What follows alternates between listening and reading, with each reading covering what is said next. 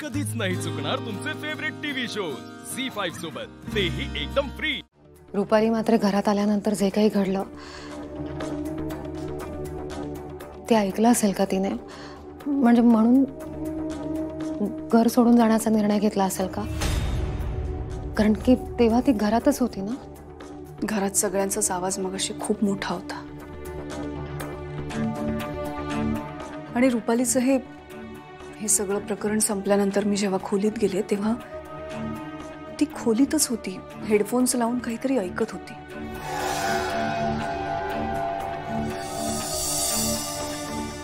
उदास बसली होती। मला वाटत नाही तिने काही ऐकलं असेल। मग नसेलच ऐकलं, कारण ते सगळं जर तिने ऐकलं असतं ना तर त्याच क्षणी कोणालाही न सांगता ती निघून गेली असती। अस्तिकाला त्या विरोचकापासून लांब ठेवावं लागेल।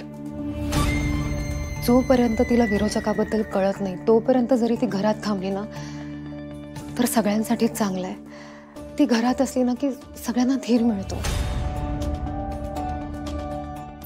आणि एक गोष्ट माझ्या लक्षात आली आहे, मी गेले काही दिवस बघते जिथे अस्तिका असते ना तिथे नाग येत नाही।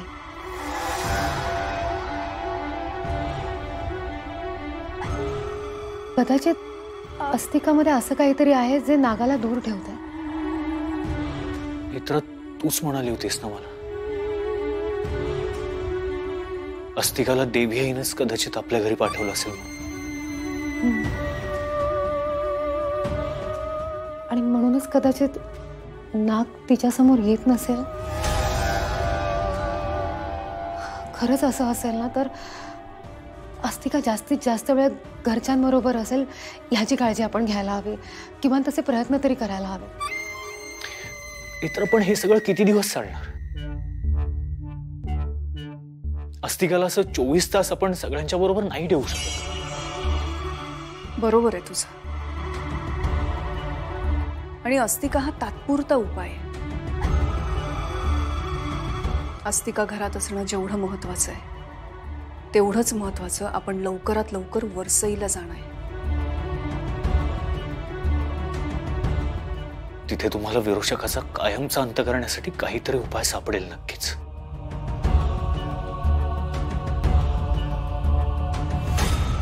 आपण उद्या सकाळीच निघूया।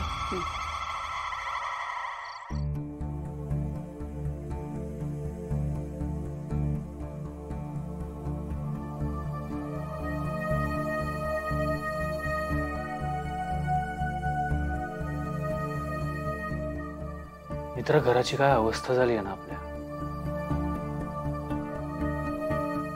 घर घरासारखं वाटतच नाहीये। ज्या घरात एक दैत्य वास्तव करतो त्या घराची अवस्था आणखी कशी होणार? पण साहेब, मी तुम्हाला शब्द देते,